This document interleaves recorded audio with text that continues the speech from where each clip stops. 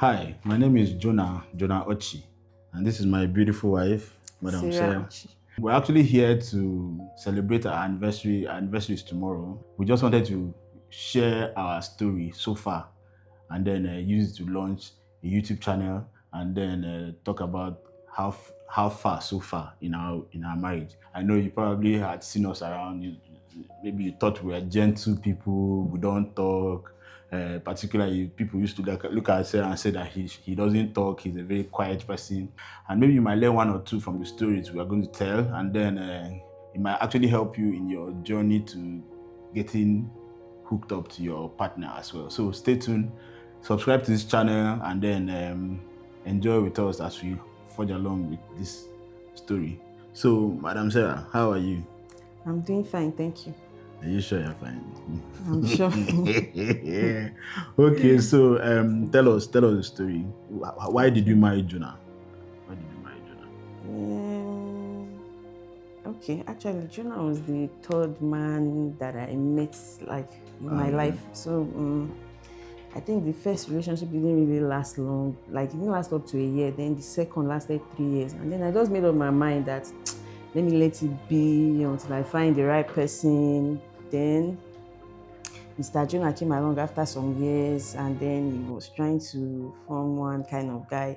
I didn't want to answer him initially because I felt like, how will Tell the story. you? How did it happen? Because Okay, okay. you're a Kaduna babe. You've never been to Abuja. Me and I'm an Yes. Abuja babe. Okay, How did okay. you meet me?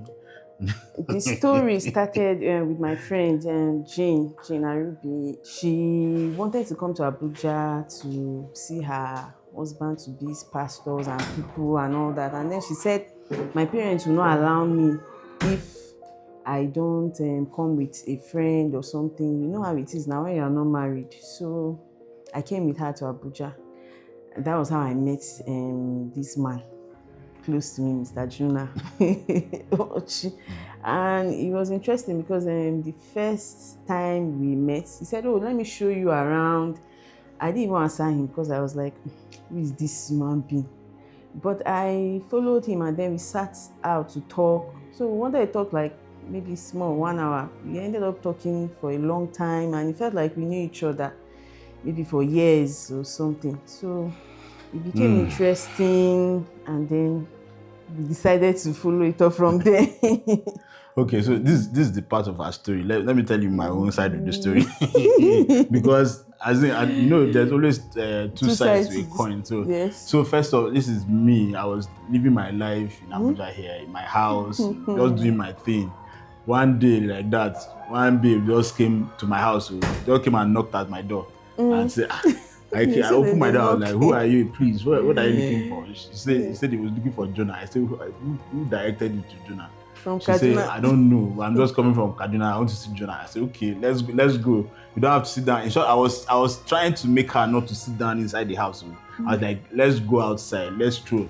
She followed me and stroll, but before you know, she still followed me back to the house again. And then I went to tell her parents that she has found the person she wants to marry. I Okay. said, "I know one." She no agree.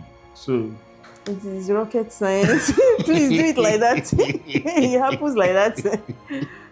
okay, so it was an amazing time. I will not lie. I have been into relationships like in the past. I've had some relationships in the past, and I think it got to a part. I got one chinkpan. Is it chinkpan? Big panchi? Have you heard they call it? I got one chinkpan that really broke me apart, and I told myself, no more. Like, let me just allow these people be. This opposite gender, these people that that can cause us a lot of sorrows. So I think I decided not to, temper with the opposite gender anymore. I just let me keep myself and all of that. And I know while I was doing that, I had some, I was actually enjoying myself. I think along the line when I stopped dating, I got into photography, and it took a better part of me.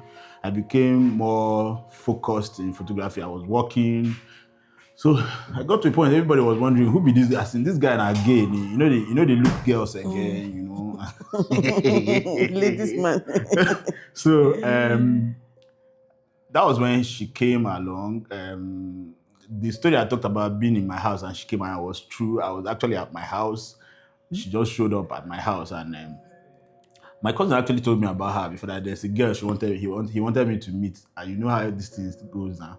I tell myself, I said, just give me meat, make I chop, you know that kind of thing. I was just expecting that I want meat where I could just chop, clean mouth, go ahead. So when she came, I saw her, and then she was looking innocent. She had this whole shy thing. You know, like I was feeling like, this one I know if you go anywhere. I know they like shy people. You know, go work for me because I think I'm outspoken. I talk a lot. Like I can engage people in conversation. So if you can't engage conversation, it will be difficult for me to relate with you. But fortunately, I think in between the shyness and everything, when we started talking, I realized that she was very intelligent. She was smart. My God, I've had ladies that we got like into conversations, and it was actually very engaging, but not for the kind of personality I was looking at. She seemed like a very shy girl, seemed like a very quiet, reserved, into herself and stuff. And I was expecting that when we go out to talk, she might not be able to say anything to me. And surprisingly, she engaged me more than I ever actually engaged her. She had a lot to say to me. As a matter of fact, it seemed like she knew the story of my life, and she wanted to correct things about me. She was telling me, so why are you still single? You don't have to, keep to your, what's the name again? You don't have to keep to your heart. You should release yourself, open yourself to the world. There might be a girl for you out there, and I say you are the one. You're the one. This is where you talk now. You be the girl. So that's how we started, and it was because of shawarma. Now shawarma make me catch up. She has never tasted shawarma before. Don't worry, I'll straighten this story. Interject if you want to. Tell me as cut me. Finish. This is the time you have permission to interject. If you feel like I'm saying something that you don't want to hear. Oh, yeah, finish. Okay. Finish. So that was how it was. I bought her shawarma. The reason why the conversation took so long was because it took a long time to eat the shawarma. She enjoyed it so much that she was biting it bit by bit, and then we had a very long and awesome conversation. By the time we were leaving there, I've already popped the question. First question I told myself I was going to pop to any lady I was serious with. What's your genotype? Yes, I was about to say that if you want to hear that story, maybe you have to come back again because the story is very long. It started with the genotype thing.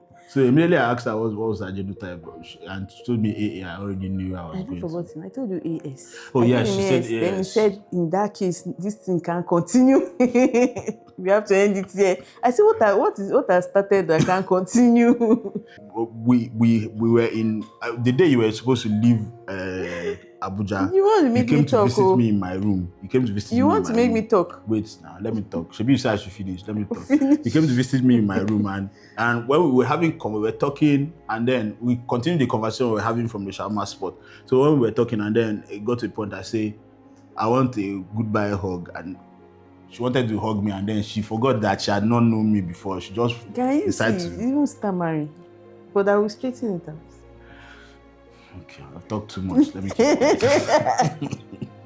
Okay, so let me straighten it out.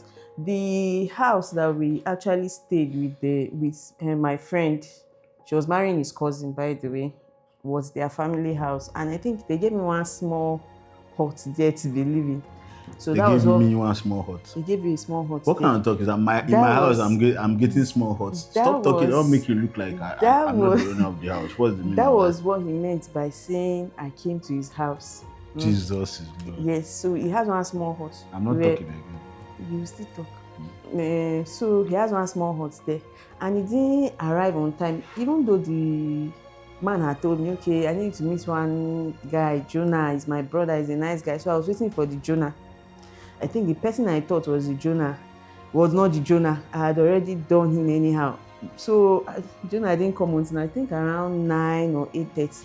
By the time I saw him, I had already greeted him, and then I realized that it was the Jonah. I said, okay, I'm going to show this man pepper, since he's the one, he's not going to be interested at all. But he came and said, oh, let him show me around. I didn't even answer him. I think I was watching their TV. He said it again, no response. Then he stood up and then drew me up and said, let's go. So I just followed him. And I think his cousin already told me that he had break. He's making him do anyhow. You were doing anyhow. You were doing anyhow. Define anyhow. You were not doing well. So I just had to talk to him and try to, put him straight. So when I started talking to him 1 hour, 2 hours, I discovered that he was even opening up. I said, this mature man like this. Okay, let me continue.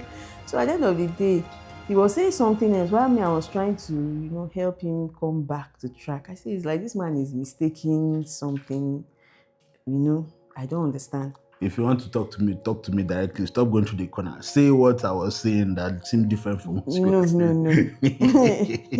No. So, as I was saying, that was how it started. And then he was saying, it was the next day he talked about the genotype thing. He came back from work late and then called me and said this thing was preaching like a pastor. This thing that's about to start. First of all, what's your genotype? So I said, I'm AS. Then he said, in that case, this thing will end here. Nothing. I said, okay, yes, let it end here. And like I was saying, this story is very long. Maybe we might have another time to talk about it, but that was the beginning of the journey of this marriage.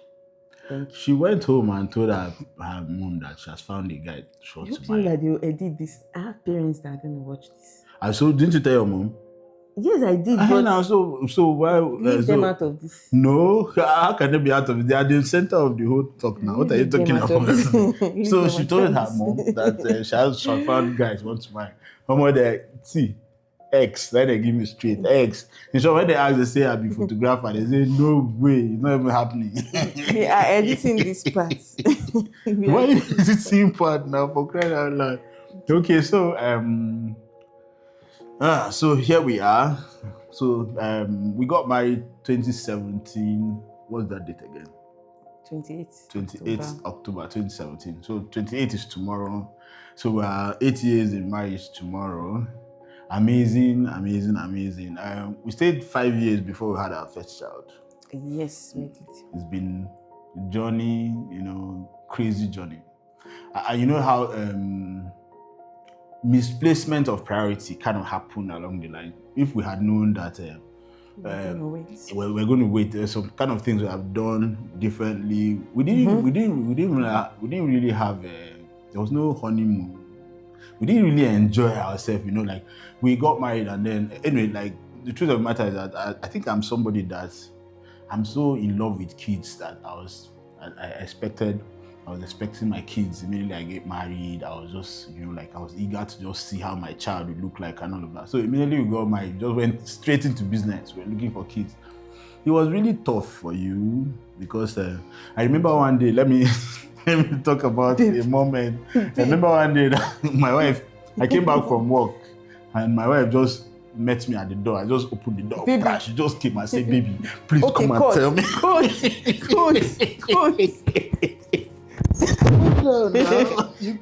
Cut this part. This part. Okay, let her talk by herself. You are not visiting this part again, are you? Okay. Just let them know how tough it was. Because okay, let me talk. It was tough. You are you laughing? You're not letting me talk. Oh, sorry.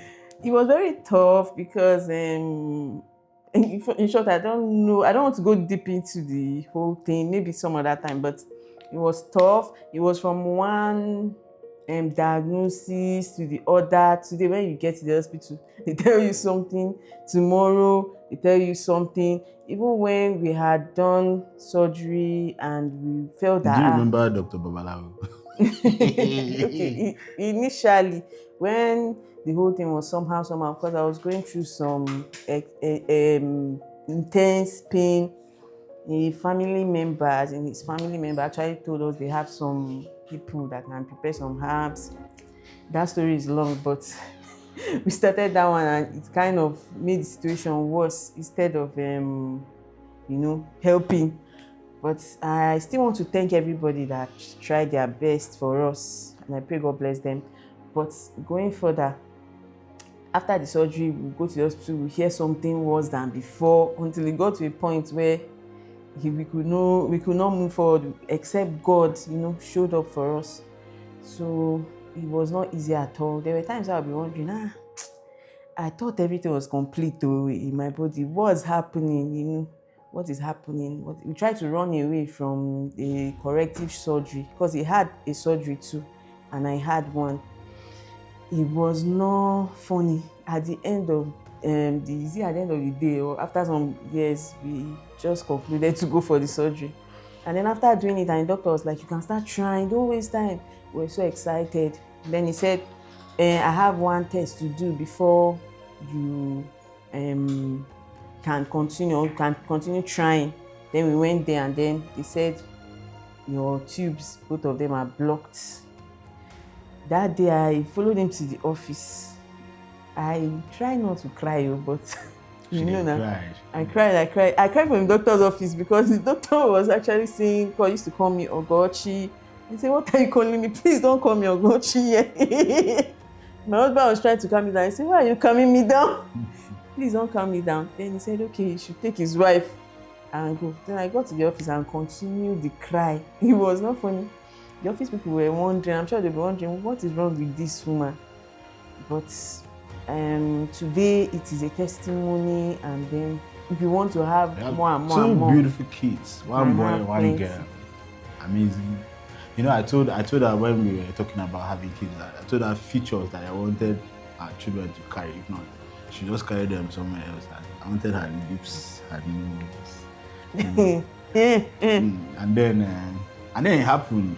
My girl looks exactly like yes. her. It's actually very ironic. I hope you are going to pop their pictures because the boy looks like him from head to toe. But God now did it for me. And you know the funny my girl now looks like him. You know the funny part? I wanted to have girl first too. Yes. She did. That's she another did thing. Me Ojoro. He was saying he wanted a girl first. I said, no. They cannot come and be cheating me in my own house. God, you have to give me a boy. And then I had a boy first. So, Mrs. Ochi, okay. Let me ask you a question. So, how far, so far, like, tell me the truth. Do you regret marrying me? Yes. Come on, go to your father's house now. I beg you. I want to talk to the young ladies out there. We're not rounding up yet now. Why are you? I want to answer the question. Okay. I'm answering in a way. You are telling them sorry. Okay. The thing is, marriage is a journey. It won't always be a rosy one or a sweet one, but. So what are you trying to say now that I'm giving you trouble in this marriage? That's what you're trying to say.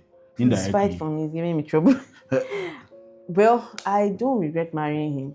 He has given me 2 amazing children, and he's a man that does not joke with whatever I want to put my hands into. He doesn't joke with what makes me happy. Don't remove your glass. Don't cry. Sorry. Cry. Doesn't joke with anything that has to do with me. I think I should blame him that you don't used to fight for me. I can fight anybody for you, but when you think about it very well, you realize that I fight a lot for you, Shay.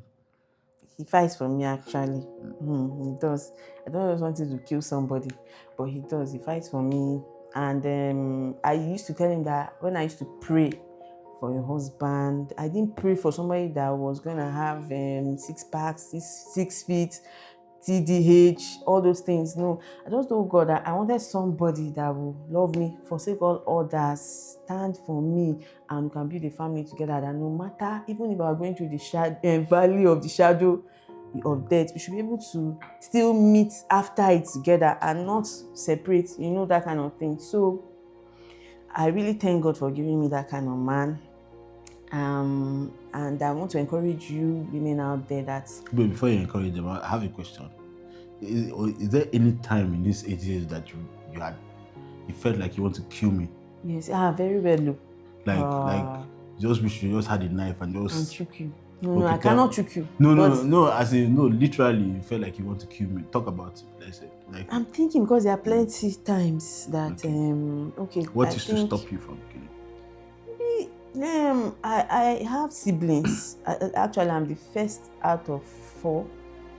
And me and my immediate younger sister, I think we are very close. It's after some years, then they started having the rest. I did 2. I think they had 3, but we lost 1. But me and my immediate younger sister, we used to quarrel a lot. As in, forget, she's even more cool than me. But it doesn't mean that maybe I should take a knife and choke her. No. So I think there's no way you can, because used to tell me that you can love somebody and for a single day you won't quarrel. I think we had it in our marriage, first 6 months to a year. Is it first 6 months? We didn't argue. He was like, he made up his mind not to argue and all that. But as I was saying, me and my immediate younger sister, we quarrel a lot, but that doesn't mean that, in short, where am I even going to my younger sister? Me and my mom. But we are best of friends today. Before I got married to him, we go to the market together, do everything. Even up till now, sometimes she does my shopping for me. So when you really love somebody, you have times that maybe you are in that moment of, maybe when you quarrel and everything is so hot, you feel like, I won't kill this person, but you can't. You won't do it because there's still deep love. I don't know if you've experienced a time when you are quarreling with your husband and someone comes and wants to disrespect you. I'm not your husband. You will first leave the quarrel one side and say, I've done it before for him, man. You say, is something wrong with you? Is it my husband you are talking to? When I did it, I think people were like, I think the person even met him and said, like, say your wife hates me. I said, okay, go to his front and say it. Let me hear you. So I think that is love. That's what love entails. And that's what having somebody as part of you and family entails too. There must be that moment of it. Sorry. No, I wanted to say that I hope from this few points of mine, I've been able to convince you, not confuse you, that my wife is not actually quiet. Like people think she was. Let me address that part. Sorry, I am not quiet, but I don't easily get along with people. I don't easily mix it. It takes time. We went out. I went to drop something at the park, and rain was falling. So when we finished dropping, I was about to drive out from the park, and I realized that somebody was blocking me from behind. I was wondering, who be this person? Before I know what was happening, my wife opened door, come on, jammed the door. I was looking at my wife through the mirror at the back. She was doing like this. Instead, I'm road safety and I'm directing cars. I say it's for us to move. And I say, Jesus is Lord. I said, I wish I had my video. I would have videoed her that day and played it for all the people laughing in the car. I said, this matter is serious. Why are you laughing? He said he didn't know that I can't do that. Tip of the iceberg of what you used to do. I will say everything if you want me to. But say it now. Don't forget the one. Just talk about filling station. If I go to buy fuel when there was queue, and he will join the queue. Go queue. stand for front. He go clear all the cars. Make I enter. And I say she quiet. Okay. Please, can you let me hear what? It has paid us little to buy fuel. I didn't. We used to fill our tank to reserve fuel. The point because of that.